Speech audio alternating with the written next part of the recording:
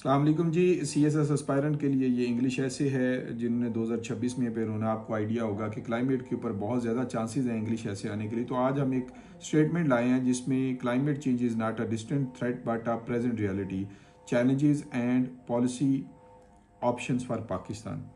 ये तीन चीज़ें इसके अंदर आपने लिखनी होती हैं। स्पेशली एक तो आपने प्रूव करना है कि how climate change is not a distant threat but a present reality. पहले नंबर पे ये आपने इनको लिखना है।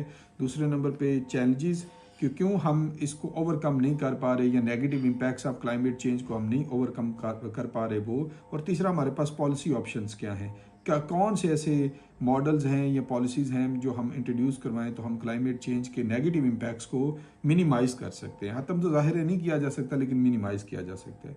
तो देखिए, सबसे पहले इनको 52 मार्क्स मिले हैं। उसके पीछे क्या रीज़न है, किस तरह उन्होंने सबसे पहले थीसिस स्टेटमेंट दी है। बहुत सारे बच्चे पूछते हैं जी क्या थी, पहले तो बहुत सारे बच्चों को आइडिया ही नहीं होता कि थीसिस स्टेटमेंट है क्या। फिर बच्चे पूछते हैं कि थीसिस स्टेटमेंट देना कहाँ चाहिए। अच्छा बच्चों, ये यहाँ पे बात समझने की ज़रूरत है कि थीसिस स्टेटमेंट ज़रूरी नहीं कि आप यहाँ पे दे लें, लेकिन अगर आपका आइडिया क्लियर है, आपकी इंग्लिश अच्छी है तो यहाँ पे दे दें। एग्जामिनर को आइडिया हो जाएगा कि भाई आपकी तैयारी है, आपको ऐसे आपने पकड़ लिया है, आप उसको अटेम्प्ट कर सकते हैं। तो इनकी थीसिस स्टेटमेंट भी अगर आप इसको रीड करते हो तो बिल्कुल ठीक है, कोई इसमें प्रॉब्लम नहीं है।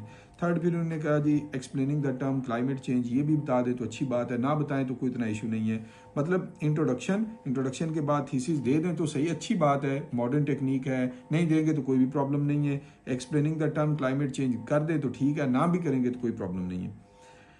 Facts which show that climate change is a present reality, बिल्कुल जी यही आना था। पहले नंबर पे मैंने कहा जी तीन चीज़ें बताएंगे। पहले नंबर पे प्रेजेंट रियलिटी को बताएंगे, how climate change is a present reality, और फिर उसके हम उसको ओवरकम क्यों नहीं कर पा रहे, और फिर हमारे पास पॉलिसी ऑप्शंस क्या है। तो कैंडिडेट ने एक एक चीज़ जो है यहाँ पे, जो मैं खास चीज़ आप स्टूडेंट्स को बताना चाहता हूँ वो ये है कि मॉडर्न टेक्निक जो है इंग्लिश ऐसे की वो ये है कि जिसके अंदर ABCD तो उन्होंने लिखा।